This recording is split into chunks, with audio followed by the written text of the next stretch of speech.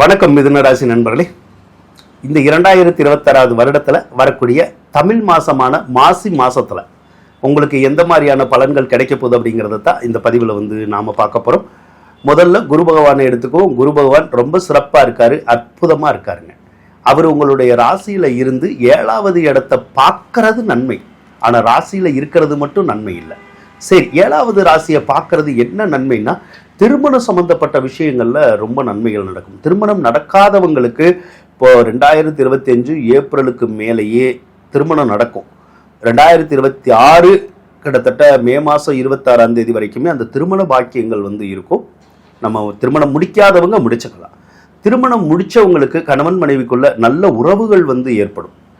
ஒரு சில கணவன் மனைவிக்குள்ள கருத்து வேறுபாடுகள் இருந்தால் விலகும். பிரிந்திருந்த கணவன் மனைவிகள் மீண்டும் ஒன்று சேரக்கூடிய பாக்கியத்தை அந்த குரு பகவான் தான் கொடுப்பார். என்ன ராசியில் இருக்கிறது கல்வி சம்பந்தப்பட்ட விஷயங்களுக்கு நல்லதில்லை. இப்போ பிள்ளைங்க படிச்சுக்கிட்டு இருக்காங்கன்னா மிதுன ராசிக்காரவங்களா இருந்தால் அந்த ஸ்கூலுக்கு போகிறதுல ஏதாவது தொந்தரவு வரும், அல்லது ஸ்கூலில் ஏதாவது ஒரு வம்பு வழக்குன்னு சொல்லி எதுலையாவது ஒன்றில் மாட்டிக்குவாங்க. அதனால சில பேரண்ட்ஸுக்கு ரொம்ப தொந்தரவாக இருக்கும். சரிங்களா? ஏதோ ஒரு வகையில் கல்வியில் பாதிக்கும். ஒரு சிலர் ஸ்கூல் விட்டு ஸ்கூல் மாறுற மாதிரியான ஒரு சூழ்நிலைகள் இருக்கும். ஒரு சிலர் வேலை விட்டு வேலை மாறுறதுக்கான வாய்ப்புகளும் இருக்கும். அதே மாதிரி ஜென்மகுருனாலே இடம் மாற்றங்களை கொடுக்கும். ஒரு சிலரை வெளியூரில் இருந்தால் பூர்வீக ஊருக்கு வர வச்சிரும், பூர்வீக ஊரில் இருந்தால் வெளியூருக்கு போக வச்சிரும். இந்த மாதிரி இடமாற்றங்களை கொடுக்கும். அதே மாதிரி ராசியில் குரு பகவான் இருக்கிறது ஒரு சிலருக்கு இந்த மஞ்சக்காமால வர்றது, கல்லீரல், மண்ணீரல், பித்தப்பை தொடர்பான நோய் நொடிகள் இருக்கு இல்லையா, அந்த மாதிரி ஏதாவது ஒரு சில நோய் நொடிகள் வரக்கூடிய ஒரு அமைப்பு உங்களுக்கு இருக்கும்.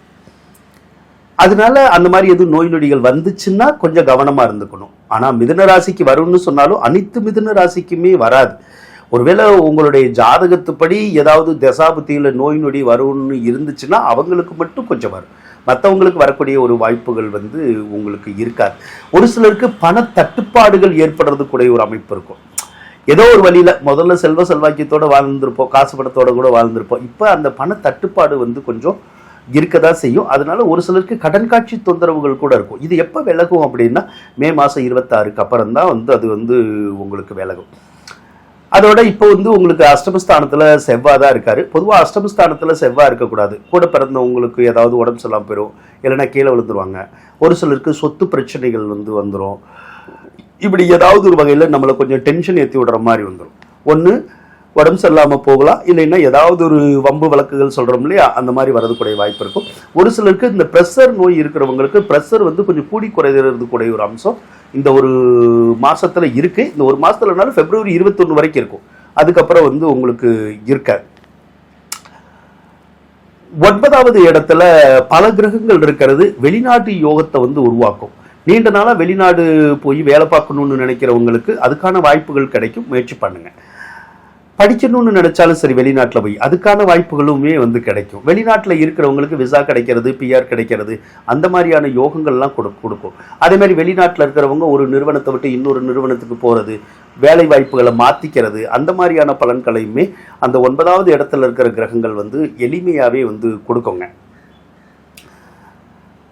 இப்போ 10வது ராசிக்கு சனி பகவான் மார்ச் 6ஆம் தேதி வரப்போறாரு. சனி பயிற்சி வருது.